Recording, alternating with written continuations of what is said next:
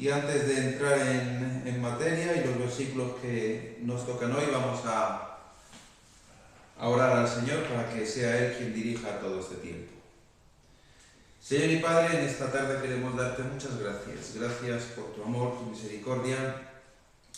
Gracias por tu bondad y gracias porque de nuevo nos permite reunirnos juntos para poder estudiar, aprender y escudriñar tu palabra, para poder también saber más de ti y sobre todo para poder también aprender y conocer más de tu amor. Gracias por cada uno de los que hemos podido estar aquí. Y si aún tiene que llegar alguien, pues te pedimos que lo traigas con tu paz y con tu bendición. Dirige este tiempo, Señor, y sobre todo que sea un tiempo de gloria y honra a ti. En el nombre de tu Hijo Jesús. Amén. Pues estamos en Romanos capítulo 8 y versículos del 28 al 30.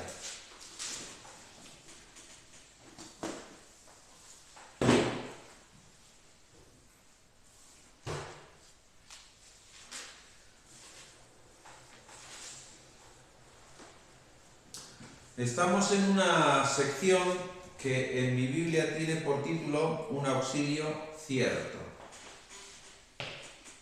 ¿Vale? Y ya la semana pasada se estuvo hablando sobre que el Espíritu es el que nos ayuda en nuestra debilidad, el que también nos ayuda con nuestras oraciones y que intercede por nosotros con esos gemidos indecibles. Y hoy vamos a ver en el capítulo 8 y versículo 28 al 30, pues todavía más cosas gloriosas que el Señor hace y ha hecho para y con nosotros. Dice así, versículo 28 del capítulo 8. Y sabemos que a los que aman a Dios todas las cosas les ayudan a bien. Esto es, a los que conforme a su propósito son llamados. Porque a los que antes conoció, también los predestinó para que fuesen hechos conforme a la imagen de su Hijo, para que Él sea el primogénito entre muchos hermanos. Y a los que predestinó, a estos también llamó. Y a los que llamó, a estos también justificó. Y a los que justificó, a estos también glorificó. Bien, pues lo primero que Pablo aquí nos dice, después de todo lo que hemos visto durante los versículos anteriores, ¿vale?, es que hay algo que es para nosotros una certeza. ¿Vale? Si sabéis, y si no, pues lo vais a saber, nosotros no vivimos por casualidades ni por quizás, sino vivimos con certezas. Y la certeza es algo firme, es algo verdadero. Y Pablo lo que hace es partir de esa certeza. Y lo primero que dice es, y sabemos. Y el saber es una certeza, no es ninguna suposición. ¿Vale? No es yo me imagino, creo que, quizás pueda ser, no, y sabemos. Y esta frase lo que habla es de una verdad conocida, pero no solamente conocida, sino que además también vivida. Cuando tú sabes algo, cuando se nos dice, ¿sabes qué? Es porque tú realmente lo has experimentado y lo has vivido. Y Pablo lo que está diciendo aquí es, y sabemos, entonces es algo que habéis vivido y que conocéis, habéis experimentado, ¿no? Y es esa verdad conocida por experiencia, ¿vale? Entonces dice, y sabemos, ¿pero qué sabemos? Que hay unos beneficiarios de algo. ¿Y de qué son beneficiarios? ¿De qué somos beneficiarios? ¿O de qué eran beneficiarios? Pues muy fácil. Y sabemos que los que aman a Dios, aquellos que aman a Dios, dice que todas las cosas les ayudan a bien. No es para todos. Esto no es para todos. Es para los que dice Pablo, que a los que aman a Dios. Porque esto es como la típica pregunta, ¿no? ¿Se salvará todo el mundo porque todos somos hijos de Dios? No, perdón. No todos somos hijos de Dios. Todos somos criaturas de Dios pero no todos somos hijos de Dios. Digo somos por generalizar, ¿vale? Entenderme lo que quiero decir. Solamente aquellos que han creído en el Señor Jesucristo como su Señor y Salvador son hechos hijos de Dios. Por lo tanto, Pablo aquí está diciendo algo muy parecido. Y sabemos que a los que aman a Dios, solamente aquellos que aman a Dios, son beneficiarios de todo esto. Entonces, los que aman a Dios, todas las cosas les ayudan a bien. Evidentemente, los que no le aman, pues tienen consecuencias totalmente diferentes a lo que tenemos nosotros. Y me remito a las pruebas, sobre todo en cuanto a temas de enfermedades. ¿Por qué digo esto? Tengo a mis dos hijas que tienen, las dos tienen enfermedad autoinmune, pero el Señor hasta hoy nos ha ayudado de una manera increíble y ha usado de esas enfermedades para su gloria. Sin embargo, tengo a mi hermana, que mi hermana tiene de los 3 hijos que tiene 2 con síndrome de X frágil. Si queréis lo podéis buscar en internet, que es algo rarísimo. Sin embargo, ella no es creyente, y siempre está protestando porque si me sale no sé qué, porque si tengo no sé cuánto. Y un día le dije, se lo dije así y me dijo que por qué le decía eso, ¿no? Le dije, es que es la diferencia, ¿no? Cuando tú amas al Señor y tienes una cosa así, tú no lo ves como una carga, ni lo ves como algo que es un castigo, sino que lo ves como un propósito del Señor para algo. Y lo vas descubriendo poco a poco, ¿no? Entonces yo he ido descubriendo poco a poco que el propósito que Dios tiene en la enfermedad de mis hijas, uno de ellos es para su gloria, para darle la gloria. Y bueno, se puso un poco conmigo y digo, pero es que es la verdad, es que es así. Entonces, a los que no aman a Dios, todas las cosas no son para bien. Aun las difíciles para nosotros son para bien.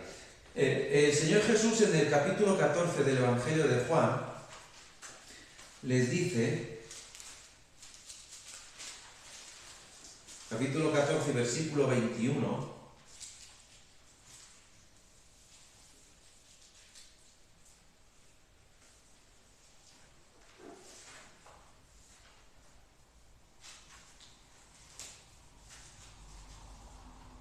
pues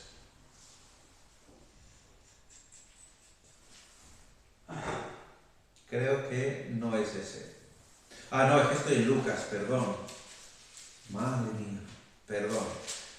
Juan capítulo 14, versículo 21, estaba viendo otro pasaje. Y digo, no tiene nada que ver con lo que estoy diciendo. Ahora sí. El que tiene mis mandamientos y los guarda, este es el que me ama. Y el que me ama, dice, será amado ¿por quién? Por mi Padre. Y yo le amaré y me manifestaré a él. ¿Vale? O sea, aquí lo que está diciendo Pablo es que aquellos que aman a Dios, todas las cosas les ayudan a bien. Pero es que no solamente eso, sino que es que además Dios también nos ama porque nosotros también estamos amándole, ¿no? También dice Juan que nosotros le amamos a Él, ¿por qué? Porque Él nos amó primero, ¿vale? Un amor recíproco que debe de ser así. Pero Pablo está diciendo aquí que, y sabemos que a los que aman a Dios todas las cosas les ayudan a bien. Esto es, a los que conforme a su propósito, ¿veis? Conforme a su propósito son llamados. Y aquí hay un propósito de Dios, y es un propósito soberano, y es Dios quien establece este propósito, no somos nosotros, sino que es Dios quien establece ese propósito y quien llama, y que nada escapa a su plan eterno. Y eso es lo que está aquí diciendo Pablo, ¿no? Esto es a los que conforme a su propósito son llamados, según el propósito del que hace todas las cosas, según y conforme al designio de su voluntad. Pablo lo dice en Efesios capítulo 1, y versículo 11.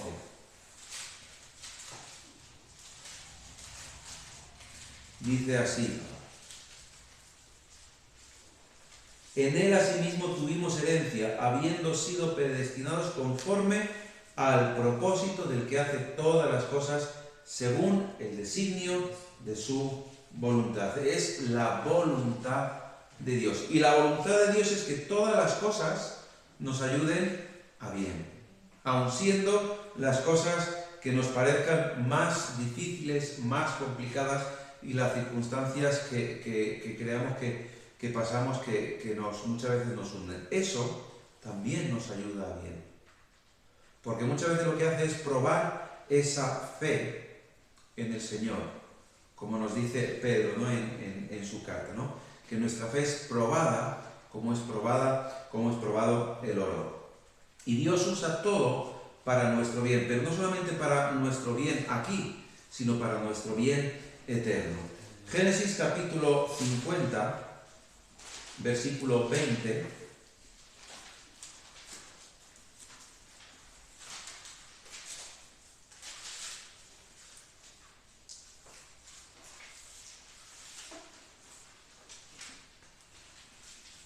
Aquí lo que está diciendo es que no todo lo que sucede, y entenderme lo que quiero decir, es bueno en sí mismo, pero sí que Dios lo usa para bien. Y hay muchas veces que incluso da la vuelta el Señor mismo, ¿no? Dice así: vosotros pensasteis mal contra mí, mas Dios lo encaminó a bien para hacer lo que vemos hoy, para mantener en vida a mucho pueblo. ¿Quién está diciendo esto? ¿Por qué? Pues que los hermanos lo vendieron. ¿Qué había pasado a José?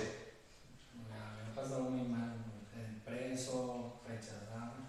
Sin embargo, Dios usa todo eso, que no es, evidentemente, entender lo que quiero decir, no es bueno, porque oye, uno lo pasa mal y demás, pero lo usa todo eso y Dios le da la vuelta para que venga todo a ser bueno, para que todo vaya a bien, ¿no? Entonces, Dios lo usa para bien, aún el sufrimiento, aún el dolor, incluso muchas veces nuestro propio pecado. Dios utiliza todo eso para que nos demos cuenta y que vayamos, pues eso, ¿no? A bien. Todo eso puede ser usado para obrar en nosotros ese bien eterno, ¿no? El que Dios pues cambie y transforme todo eso que es para nosotros es malo. Y en los siguientes versículos, en el versículo 29, hemos visto: y sabemos que a los que aman a Dios todas las cosas les ayudan a bien, esto es, a los que conforme a su propósito son llamados. Y en el versículo 29 empieza lo que es una cadena, una serie de cosas seguidas unas de otras. Y es lo que muchas veces pues a lo mejor es conocido como la cadena de la salvación, ¿no? Y esta cadena, cada eslabón está perfectamente unido y no se puede romper, es algo que no se puede romper, ¿vale? Cuando Dios lo hace no se puede romper. Y esta cadena y estos eslabones muestran la soberanía de Dios en todo el proceso de la salvación. Lo vamos a ver. Dice: porque a los que antes conoció. Aquí lo que está hablando es que conoció de antemano. Dios ya sabía de antemano. Porque Dios no tiene ni pasado ni futuro, es un presente continuo. Entonces Dios lo sabe todo. Él no es que vea el futuro, es que ya lo sabe perfectamente porque no tiene ni pasado ni futuro, porque es eterno, no hay tiempo en él. Entonces Él lo conoce en cada momento. Y dice, conocer aquí es ese amar de antemano, tener una relación íntima desde la eternidad y hasta la eternidad. No es algo que Dios diga, bueno, voy a hacer esto para que cuando llegue este día pueda hacerlo, no, sino que es que Dios elige ya todo desde el momento antes incluso de formarnos. Fijaros, Jeremías capítulo 1, versículo 5.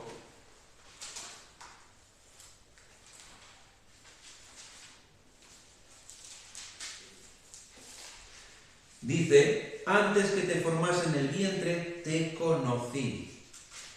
Y antes que nacieses, te santifiqué, te di por profeta a las naciones. sea, Dios ya lo tiene todo previsto. No es que vaya paso a paso y diciendo, bueno, pues hoy voy a hacer esto, mañana si esto no me sale lo hago de otra manera. No, Él ya lo tiene todo anticipado desde mucho antes. Pero sigue Pablo diciendo, porque a los que antes conoció también los predestinó. ¿Pero a qué los predestinó? Para que fuesen hechos conforme a la imagen de su Hijo, destinados a ser como Cristo. Dios determinó de antemano ese destino, de ser conformes a la imagen de Cristo, el llegar a ser conformes a la imagen de Cristo. No solamente ir al cielo, sino ser como Cristo. De hecho, se nos dice, en la palabra se nos dice, ¿no?, que este cuerpo, lo hemos visto en versículos anteriores, que este cuerpo corruptible se transformará en un cuerpo incorruptible, ¿no? Esta funda que tenemos, o esta vasija, va a ser algo que va a ser glorificado por Dios, y esa glorificación tiene que ver con esa imagen de Cristo. Efesios capítulo 1 y versículo 5 nos habla precisamente de esa imagen como hijos de Dios. Dice así: en amor habiéndonos predestinado para ser adoptados hijos suyos, ¿por medio de quién? De Jesucristo, según el puro afecto de su voluntad. Por lo tanto, lo que dice es que, porque a los que antes conoció, también los predestinó para que fuésemos hechos conforme a la imagen de su Hijo, para que Él sea el primogénito entre muchos hermanos. Cristo es nuestro modelo. Él es el primogénito y Él es el modelo de nuestra futura glorificación. Un día seremos también glorificados. Y Él es el modelo de nuestra futura glorificación. Y nuestra glorificación lo que hace es exaltar a Cristo como el primero entre muchos hermanos. ¿Vale? Él es el primogénito, el primero entre muchos hermanos. Colosenses capítulo 1, versículo 18.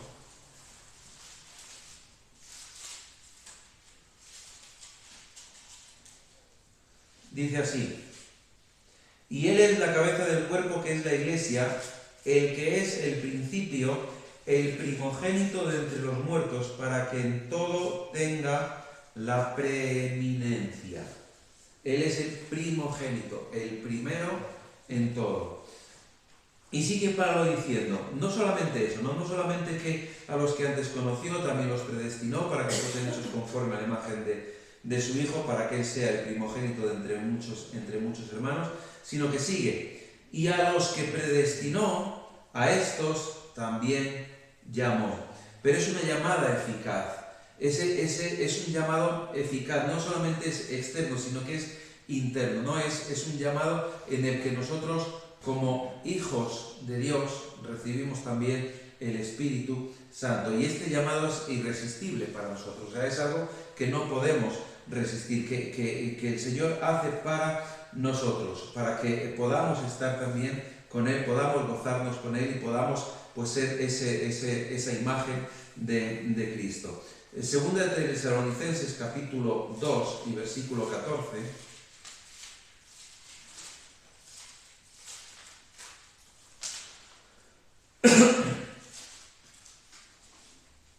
Versículo 13 dice así: pero nosotros debemos dar siempre gracias a Dios respecto a vosotros, hermanos, amados por el Señor, de que Dios os haya escogido desde el principio, ¿para qué?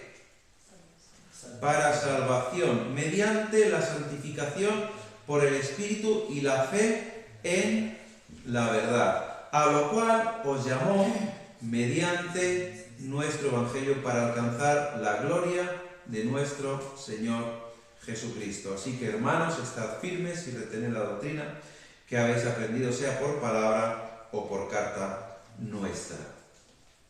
Pero no solamente eso, sino que además a los que llamó, dice también Pablo, a estos justificó. ¿Justificó por medio de quién?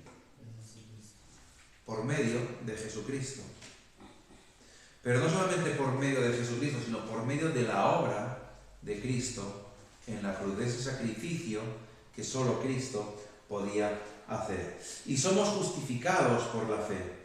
Justificados pues por la fe tenemos paz para con Dios. Lo dice Pablo en esta misma epístola a los romanos. Y somos declarados justos por la fe en Cristo. Y estos no son méritos nuestros.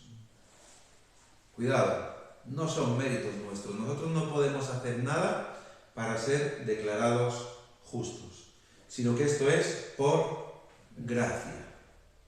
He citado antes Romanos 5.1, ¿no? Justificados pues por la fe tenemos paz para con Dios. Y no solamente eso, sino que es que además nuestra salvación es por gracia. Efesios capítulo 2 y versículos 8 y 9, que creo que todos los sabemos, pero vamos a leerlos. Porque por gracia sois salvos. Y esta salvación es por medio de esa justificación en Cristo. Porque por gracia sois salvos. ¿Por medio de qué? De la fe. Y esto no de vosotros, pues es don de Dios. No por obras, para que nadie se gloríe. Porque entonces, si fuera así, entonces la gloria sería nuestra. He hecho y he conseguido. Sin embargo, Dios dice, no, ni vas a hacer ni vas a conseguir. Lo que tienes lo vas a tener por mí, por medio de mí y a través de mi Hijo. No va a ser por méritos tuyos. Porque si no, ¿cuánto tendríamos que hacer para alcanzar salvación? ¿Cuánto? ¿Cuál sería el precio a pagar? No hay precio. O sea, se nos puede escapar. Es que no hay un número que designe el precio que podríamos pagar para ser salvos, porque no hay tal precio. El único que podía pagar ese precio era Jesús y lo hizo por nosotros. Entonces la salvación, la justificación es por gracia, no es por nosotros. ¿Estamos llamados a hacer buenas obras? Sí, claro. Eso nos enseña la palabra de Dios, ¿no? Que estamos llamados a hacer buenas obras. Pero esas buenas obras no nos dan la salvación. Esas buenas obras no nos justifican. Esas buenas obras no es lo que Dios ha visto desde la eternidad y hasta la eternidad para decir, por medio de esto que vas a hacer te voy a justificar. No. Sino que lo que dice es que todo esto que vas a hacer lo pongo para que lo hagas, pero después de esa salvación y de esa justificación. Antes no sirven de nada. Después sirven para demostrar tu fe a los demás. Para que los demás puedan también ver. Pero no solamente dice eso, sino que dice que a los que justificó, a estos también glorificó. Y es esa glorificación futura que es tan segura, que es la certeza, que es lo que empieza diciendo Pablo. Y sabemos. Y entonces empieza a decir todo lo que realmente sabemos, aquellos que hemos creído en el Señor Jesús como nuestro Salvador y como nuestro Redentor. Y es algo que ya ha ocurrido. No es que tenga que ocurrir, es que ya ha ocurrido. Es que lo maravilloso del Señor, de Dios, es que no es que sea algo que todavía tenga que ocurrir, sino que es que ya ha ocurrido. O sea, la salvación ya ha ocurrido, la justificación ya ha ocurrido, y todo eso lleva a todo lo demás. Pero eso ya ha ocurrido, ¿no? Y Dios dice que terminará la obra que empezó en nosotros. Filipenses capítulo 1 y versículo 6, Pablo se lo escribe a la iglesia allí en Filipo. Les dice, estando persuadido de esto, que el que comenzó en vosotros la buena obra, la perfeccionará hasta el día de Jesucristo. Es algo que va a hacer Dios, que tampoco lo vamos a hacer nosotros, sino que lo va a hacer Dios, que va a ser Él quien la va a perfeccionar. Por lo tanto, lo que Pablo aquí les está diciendo, les viene más o menos a decir, es que tienen que pensar que su vida no es una casualidad, que no es un accidente, que no es algo que ha ocurrido por azar. Y lo que nos está diciendo a nosotros es que nuestra vida no es un accidente. No estamos aquí por casualidad, porque para Dios no hay casualidades. Todo está bajo el control soberano de Dios, incluso las circunstancias difíciles. ¿Por qué? Porque nuestra vida tiene un propósito, y tiene un propósito eterno, que es estar junto al Señor eternamente. Pero además nos dice también que no podemos perder nuestra salvación si estamos en Cristo. Si estamos en Cristo, la salvación no se pierde. Podemos estar más llenos o menos llenos del Espíritu, eso sí, pero la salvación no se pierde. Y con esto siempre me acuerdo de un ejemplo que puso Salvador hace años, que una vez hablando con él se lo dije, dice, pues ni me acuerdo ya. Digo, pues sí, lo hiciste y lo hizo aquí, imaginaros, hace años y todavía lo sigo recordando, ¿no? Con esa llenura del Espíritu. Puso un vaso con agua y empezó a llenarlo de tierra, ¿vale? Y dijo, el agua es el Espíritu Santo en nuestra vida. La tierra son los pecados que vamos haciendo. Entonces hubo un momento en que el agua había desaparecido y dice, ¿dónde está el agua? Claro, no hay agua, pero sí había agua. ¿Dónde está el agua? En la tierra. ¿Sí o no?